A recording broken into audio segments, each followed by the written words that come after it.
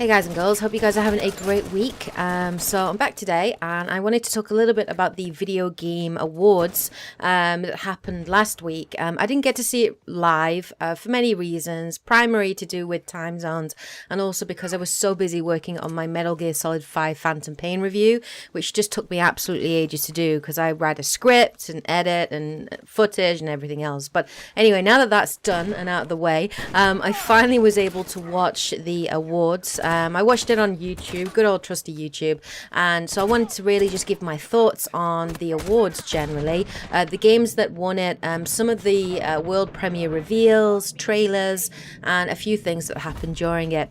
Now, as you can see in the background here, there's some gameplay from the new Uncharted 4 multiplayer beta, which I have been playing for the last couple of days. Now, I will be doing a separate video giving you guys my thoughts on the game, on the gameplay, but this is just a little bit of footage in the background for you guys to enjoy, so please enjoy. Alright, so let's get straight to it then, the Video Game Awards. So I thought the Video Game Awards this year were pretty good. I thought last year's was better generally, but you know, they were pretty smooth. I'm going to go through all the main categories and talk about the nominees and the winners and my thoughts on that. So the very first category that was announced was the Best Family Game, and really not surprisingly, you know, Nintendo won this. It was pretty obvious that Nintendo, as a family company, are always going to win that kind of category, but I was surprised that Super Mario Maker won it. I don't really see how that is a family-based game because it's not really cooperative. But anyway, I suppose you can make levels for your family and you can play them together, so it could be quite enjoyable. But yeah, Mario Maker basically won the best family game. The next category that they introduced was the best multiplayer game. Now, this really surprised me, who won this. So the winner of the best multiplayer game for 2015 was actually Splatoon. Now, I was very surprised because there was a lot of, you know, very good nominees. You know, Black Ops 3, which is very good, really fun. I do own that game. Rocket League, which has been just a phenomenal, phenomenon basically this year. Destiny, Splatoon, and obviously Halo 5 Guardians. Now, I was actually expecting Halo 5 Guardians to win. I haven't played it, but I have seen some gameplay of the Halo 5 Guardians multiplayer, and it looks good. It looks really fun. I'm hoping to get an Xbox One in the new year. And obviously I definitely will be buying that game and playing that and, you know, talking about that here on my channel. But, you know, the winner was Splatoon, and I will say, you know, Splatoon's a worthy winner. It is a good game. It's a fun multiplayer game.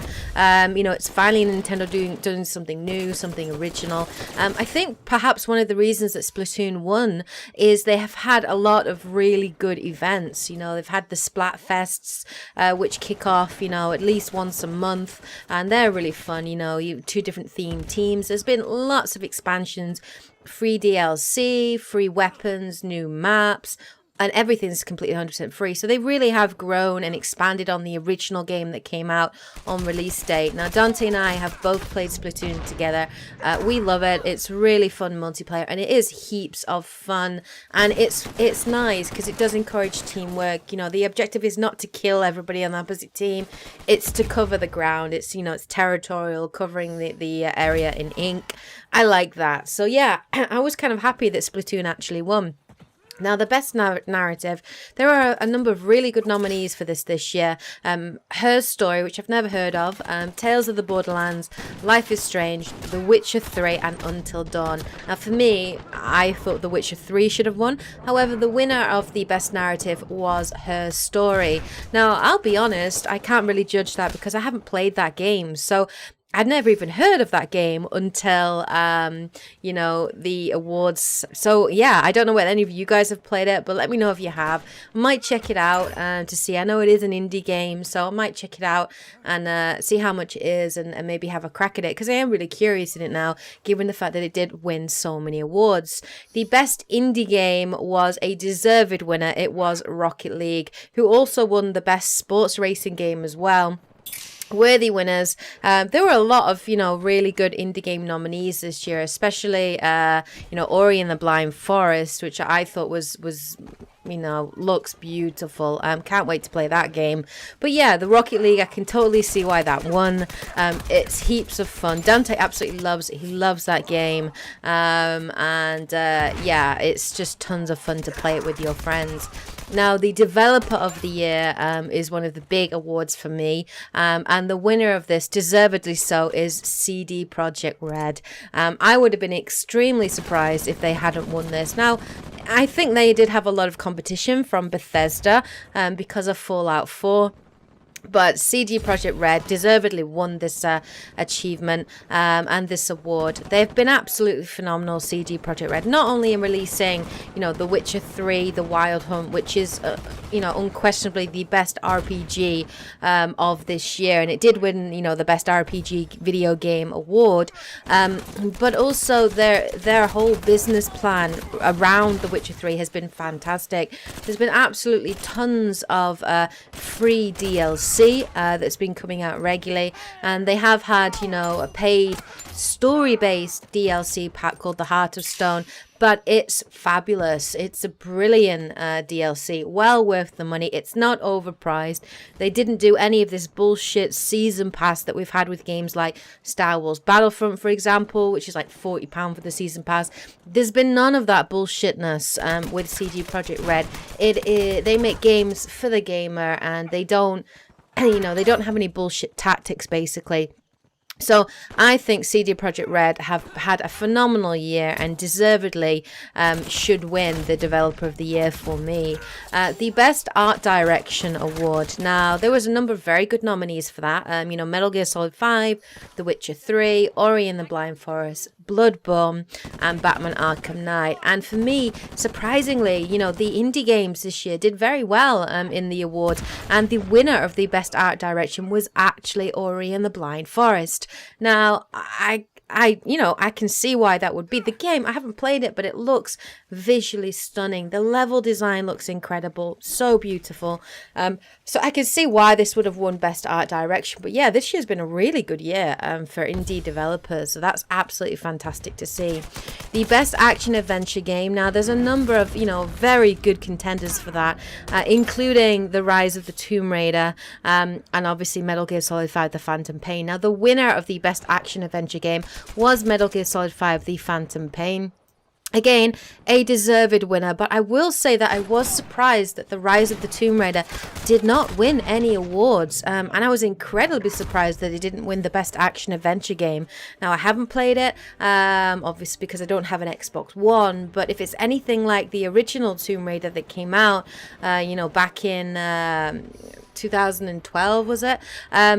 It should be right up there. I don't know whether you guys have played it, but I was very surprised that it didn't get more awards. But I can see obviously why Metal Gear Solid 5 The Phantom Pain did win. It's a beautiful game, brilliant gameplay. The world is huge, so I could see why that would win. Interestingly as well, Kiefer Sutherland was actually at the awards to accept the Best Action Adventure Game award there. He was cool, he was really great. He seemed a bit out of his element, to be honest, and didn't really know what was going on, because he's only very recently got into the video game scene, so obviously he's not really clued up on things, but he seemed kind of humble, and he seemed pretty stoked to be there, which was really cool to see. Mark Hamill was there as well, which was really, really cool. And I love him, so he's one of my favorite voice actors, especially for Joker. But so it was really cool. The most interesting thing though was the announcement that Hideo Kojima had actually intended to go to the Video Game Awards and was not able to go because of Konami basically had banned him from attending the Video Game Award and accepting that award. They pulled out their lawyer basically and quoted some legal contract bullshit as a previous employee of Konami, and I just think it's absolutely ridiculous. I think Konami this year have just lost the plot. They've just shown themselves to be really petty, really nasty, just I don't know why anybody would want to do business with them, to be honest. And I know they are going out of AAA games and they're going into, focusing on pachinko machines and all that kind of thing. But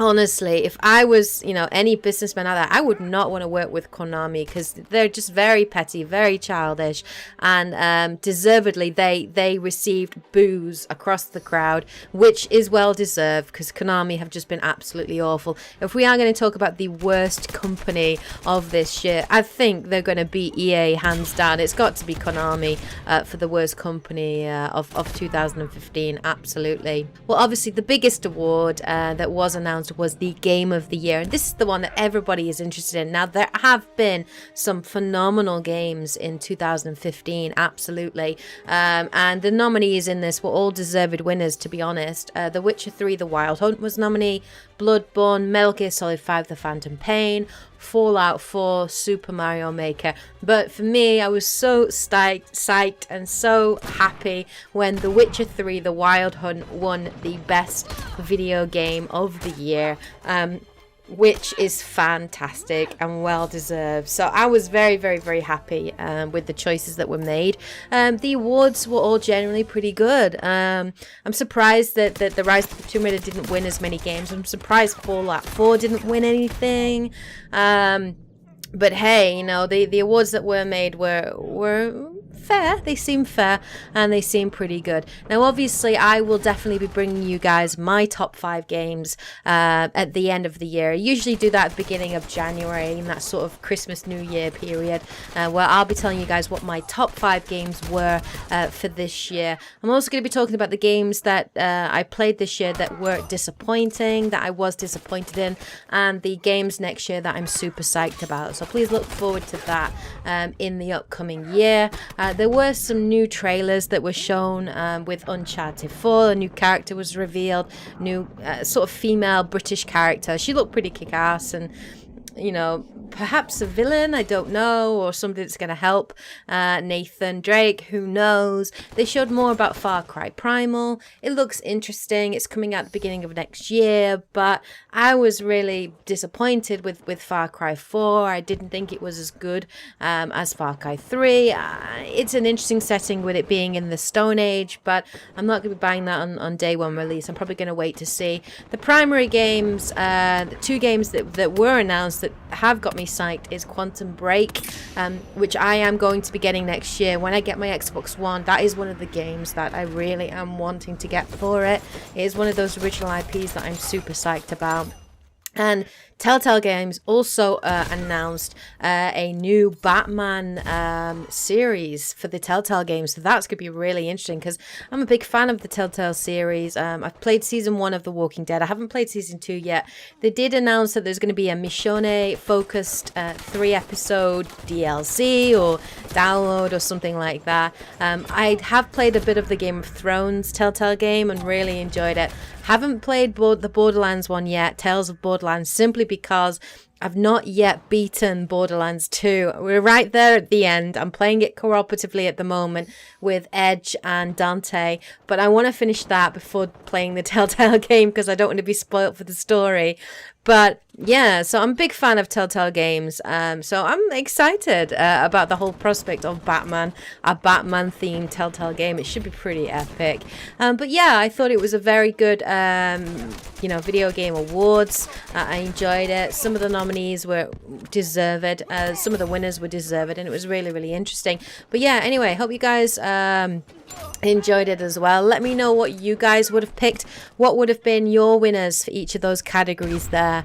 I'll put the categories in the comment section below, and you let me know what you would have chosen as your winner out of the nominees, or even if there was somebody that wasn't nominated this year that you think should have been nominated. Let me know down in the comment section below. I'll be back later, guys and girls, with more video game news, reviews, and all that good stuff. And of course, yes, I will be back at the end of the year to let you know my top 5 games, most disappointed games, and the games I can't wait for next year. 2015's been a phenomenal year this year for games, and I'm psyched about 2016. I don't see how 2016 can top this year for me, but hey, please prove me wrong, developers. Please do.